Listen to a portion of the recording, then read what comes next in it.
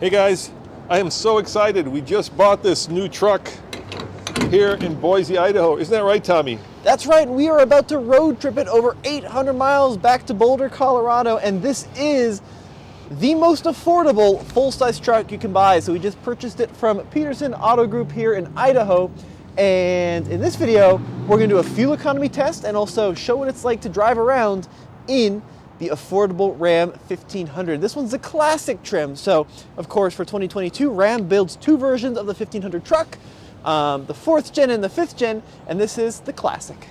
Yeah, now Peterson's gave us a full tank of gas, but for the fuel economy test, we want to start out with a completely full. So we do the 2-click method. We fill it up, wait till it clicks, and then wait 30 seconds and click again. That way we have a more precise method. Yes, they did fill it up. Nice. Well, let me do a quick walk around of this 2022 Ram 1500 Classic. Now, what I'm excited about on this truck is actually the cab and bed configuration. So this is the regular cab with the 6'4" bed. So it's kind of the shorty truck. Now, this is a tradesman. It does have a couple of options though, like the chrome appearance group, which gives you chrome front and rear bumpers, and these pretty cool 17-inch aluminum wheels. We also have the tow group, which means we have the hitch, we have the trailer brake controller, and we also have the tow mirrors, and there's one or two other little things, and we'll show you the price on the inside. Yeah, so now I just put in $3 worth of gas. We're paying $4.29 a gallon, and we're here at Sinclair, who we work with whenever we're doing these MPG tests, because you know, they've got gas that has all kinds of cool stuff in it, like DinoCare, Tommy. Do you know Absolutely. what DinoCare is? Yeah, DinoCare is a great additive to the Sinclair fuels. We also use DinoPay, which is their fantastic mobile app, so check them out. They're a huge supporter of the channel, which is awesome. But should we hop inside and show them the rest of the truck? First drive! First drive! Let's go. Let's do the first drive. Yes. Now, this truck is equipped with 4-wheel drive, which is a big deal to us. Of course, if you went with 2-wheel drive, you could save a couple $1,000s, but living in Colorado, and especially being the middle toward the end of November now, right? Yes. We're gonna want 4-wheel drive going through the mountains. So let's show them what we paid.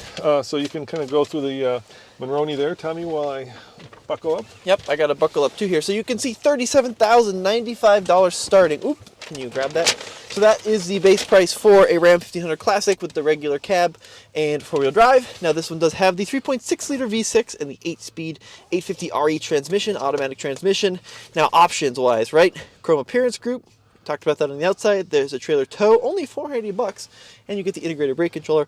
Definitely worth it. We've got the power remote entry group, so that gives us keyless entry, right, with the lock unlock. Yeah, but no push button start. It's been such a long time since I've used a key. Actually, it's funny. And then we also have power windows, 1 touch down, and then we also have carpet and Sirius XM radio. So the total price on this one, $41,725. But what did we pay?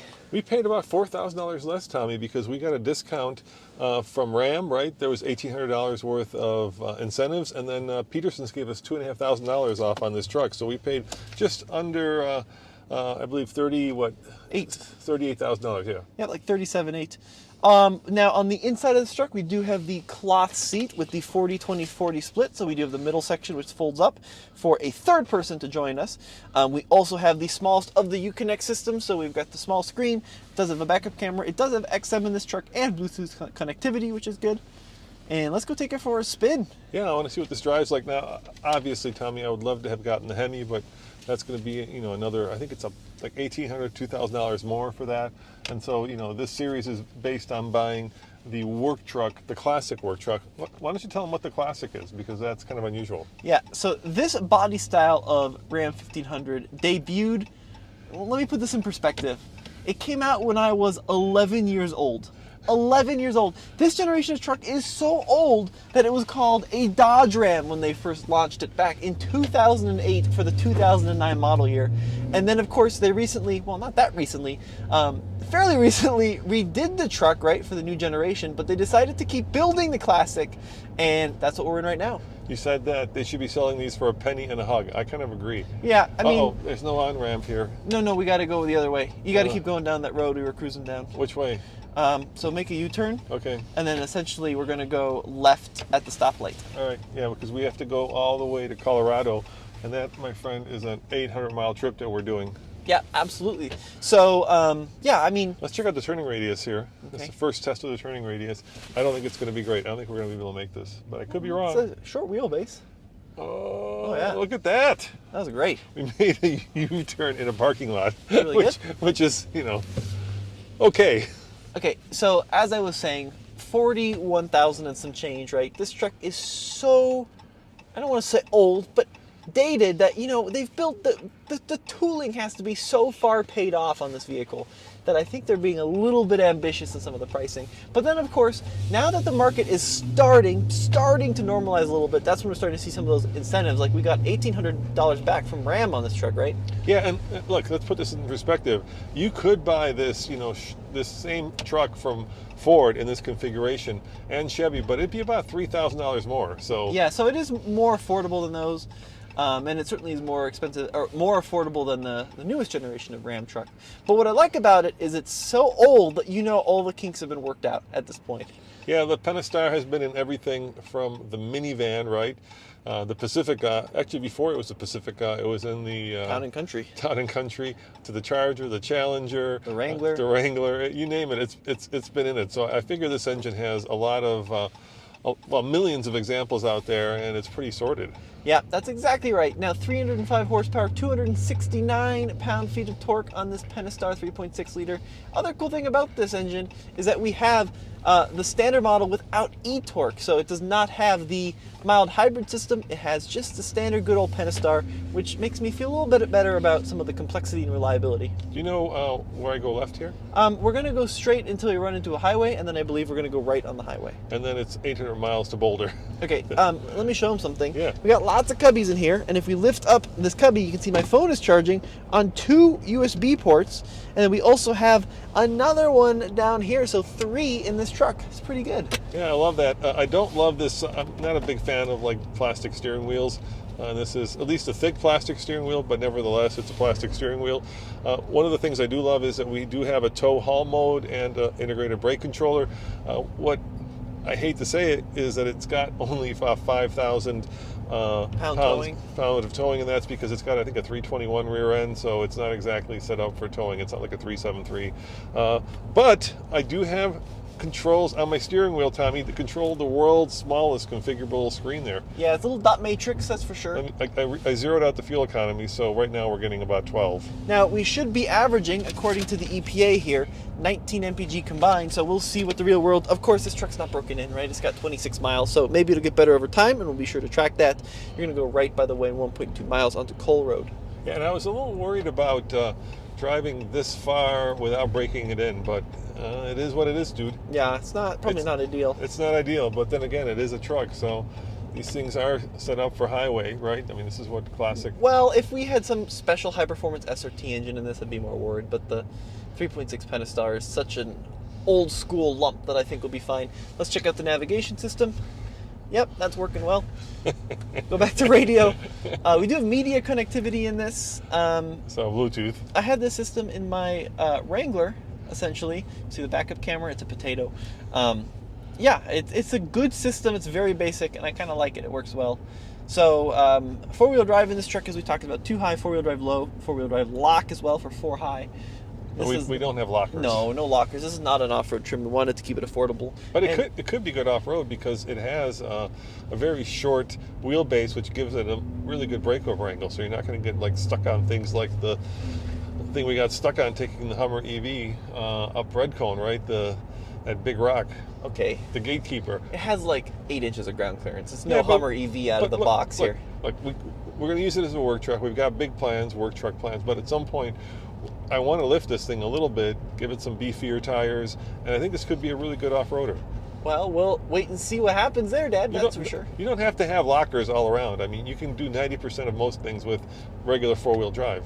So, other nice touch, you're going to go through this light here, and then we're going to go take a right I see it up there. 84. I like this, too. We got pretty decent storage back there, so we got our overnight bags just in case we have to stop. This is also carpeted. This window does not have a... Doesn't open. It doesn't open. No, we don't have any openings there. And if you show them the back, you'll notice that we don't have a bed liner. Yeah, we'll probably have to add that. That would be a nice thing. That would be a nice touch. But we do have a traditional power outlet here.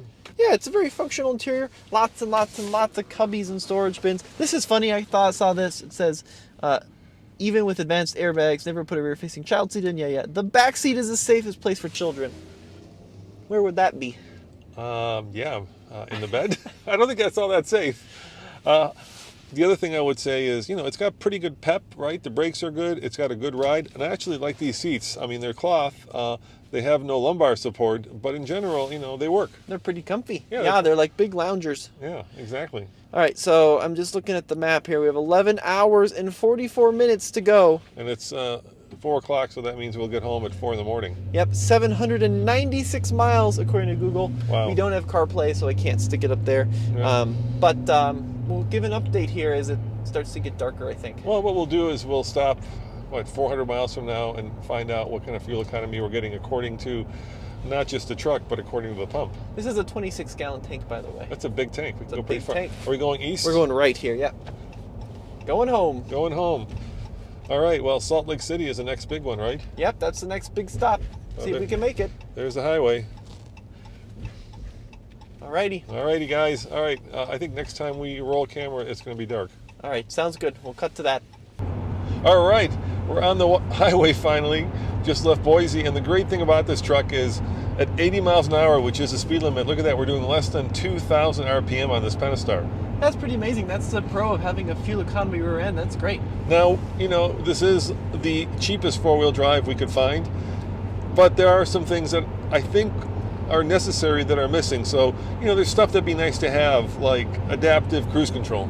Well, if you look at like Toyota, even on the cheapest Corolla you can buy, they have adaptive cruise control and automatic emergency braking and all these safety features, which at one point were kind of considered luxuries, but now in a lot of the OEMs are the bare standard features like blind spot monitoring. And I think that should kind of be applied to the truck world. I'm not saying that we need luxuries like heated seats and cooled seats and refrigerators and that kind of thing, but automatic emergency braking is such an important safety item. LED headlights. Yeah, I'm really afraid what's going to happen when the sun goes down, because on our Ram 2500, the headlights are, let's put it this way. Let's be kind, Tommy. They are 2 hyperactive candles. Yeah, not great. Other stuff like that now is adaptive cruise, right? Every Toyota comes standard with adaptive cruise, even the base models. So that'd be cool to see out of Ram. Yeah, the Japanese have really upped the safety game. Now, I believe in everything you need and nothing you don't, but the safety stuff, it's you, me, your mom, my wife, Blazy, they're all going to come in this truck, and I want it to be safe. So I think that it's not just Ram. I don't want to pick them out. Ford does the same thing. Chevy does the same thing. They need to get into like a safety Cold War or hot war and, competition, and just load the trucks up with all that. Like you said, this truck, it's been around for so long. It should be a penny and a hug. I agree with that. No, wait, keep going. You so wrong? Oh, all right, sorry. Don't turn the camera off yet. We also did one other thing. Nathan and I just drove 2,500 miles from basically the East Coast in Anaheim all the way to Orlando, Florida. There are 2 theme parks you may know of that we tried to connect.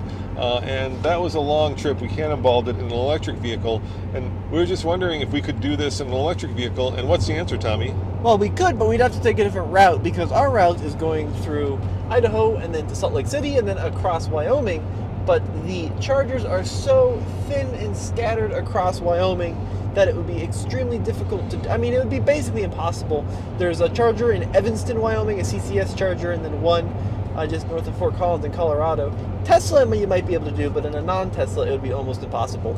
Yeah, so there is something really nice about knowing that there's a gas station, every few miles, and just being able to actually, do the classic road trip where we did it. We had to drive 2 hours and then charge for 20 minutes, drive 2 hours, charge for 20 minutes. Here, we can actually just drive across, the plains of Idaho and through Wyoming, which is, pretty darn flat. And not very scenic, and just do it, at 80 miles an hour and make the destination the important part, not the journey. All right, guys, we just pulled into the gas station and it just clicked once, and here are the numbers officially. We've gone 332 miles and we've been getting 17.9 mpg since we left Boise. Now, the thing about that, Tommy, is we've been doing 80 miles an hour or so. So it's been pretty quick. The truck says we should get 23 on the highway, but I don't think that's at 80 miles an hour. What do you think? Yeah, I think we're probably going to see worse results than that, but I have the final tally All right, here. come on over here, would you? Yeah, for sure. Let me close up the fuel door here. Close it up and come on over. All right, now this is a 26-gallon tank, Yep. and we went 332 miles. We're going to grab my calculator Truck here. says 17.9. 332 divided by 20 gallons, Yeah. 0.781. Are you ready? Yeah, what's the number? 15.9. Oh my God. Here, I'll check my math one more time. Yeah, and keep in mind, guys, we have been driving, like I say, 80 miles an hour. So that is, yeah, Yeah, oh yeah. 16 mpg, huh? Now keep in mind too that it's a brand new engine, right? It's It hasn't broken in. fully broken in, so we'll be sure to do some more thorough and detailed MPG tests when we're not doing 80 miles an hour in the Are we in the going west. uphill? Up Sometimes. Sometimes. Are we going downhill? Sometimes. Sometimes. Yeah, that's a lot for a tiny little truck. Yeah.